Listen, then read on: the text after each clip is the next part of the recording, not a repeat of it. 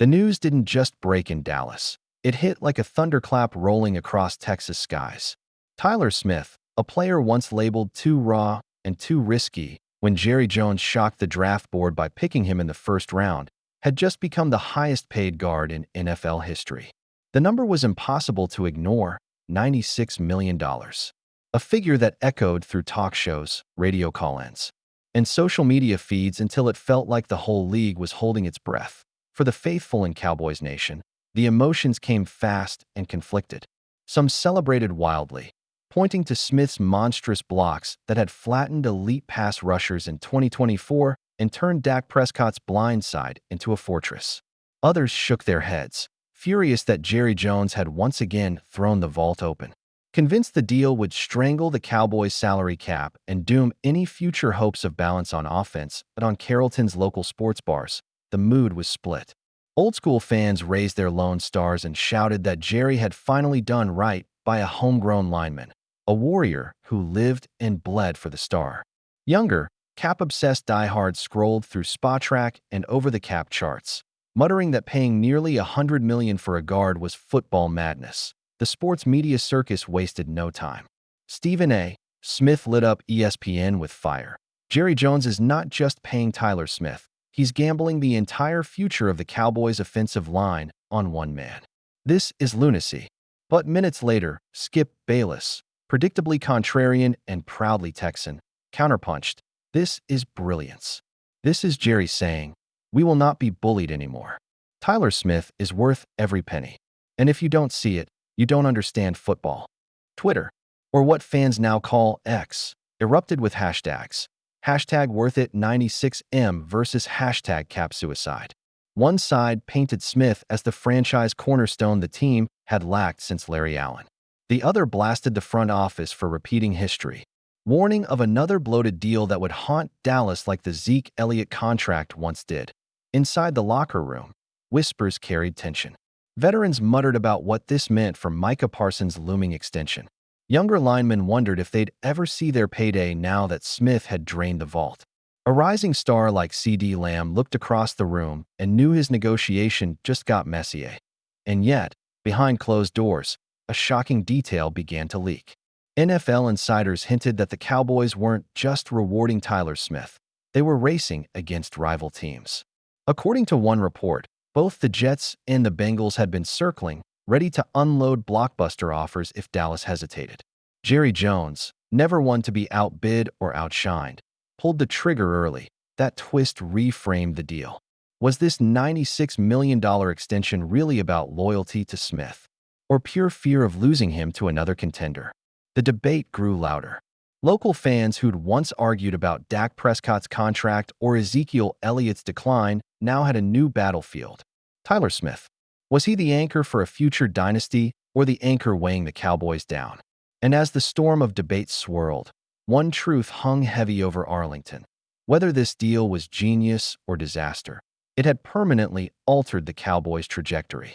The weight of the star now sat on Tyler Smith's broad shoulders, and the entire NFL was watching.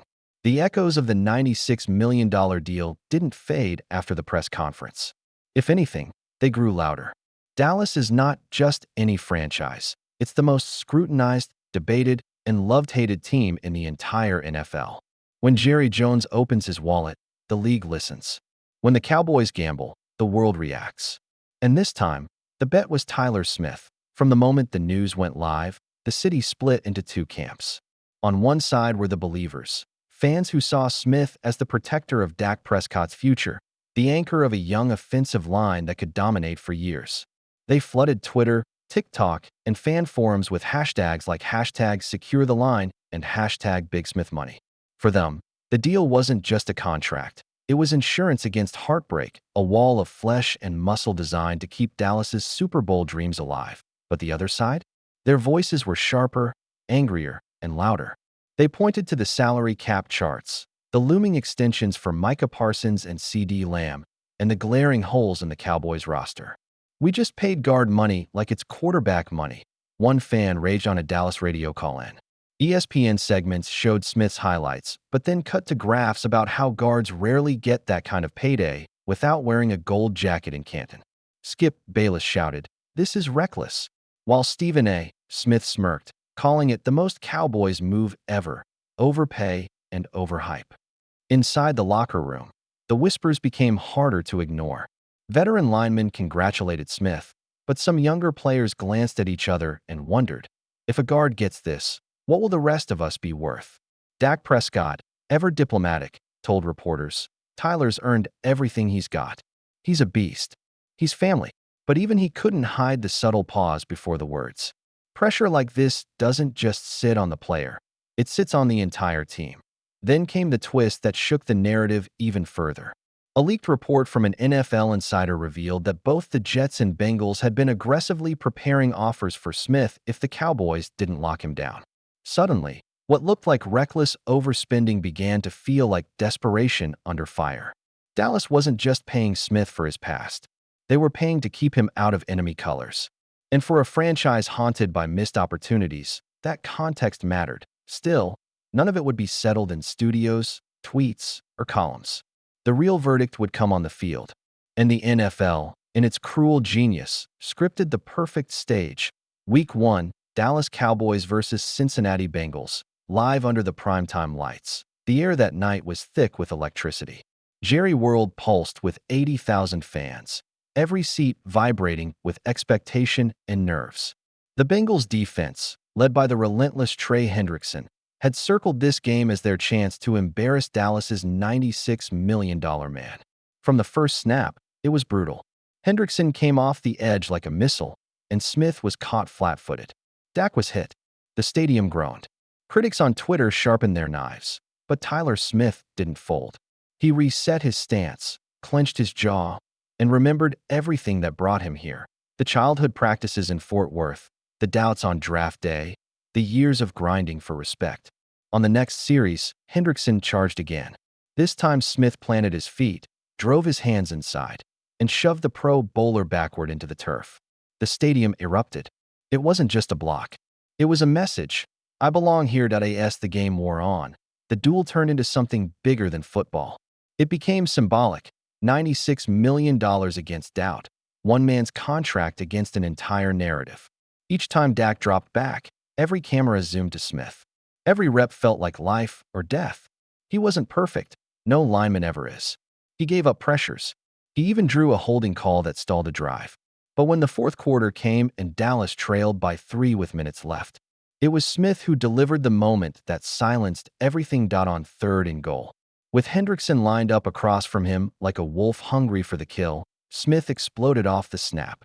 His hands locked, his feet churned, and he held the wall just long enough for Dak to fire a bullet touchdown to CeeDee Lamb. The stadium shook. Fans screamed. And the television replay froze on Smith's arms extended, face red, straining with everything he had to keep the pocket alive. After the game, the narrative flipped. The critics didn't vanish. They never do.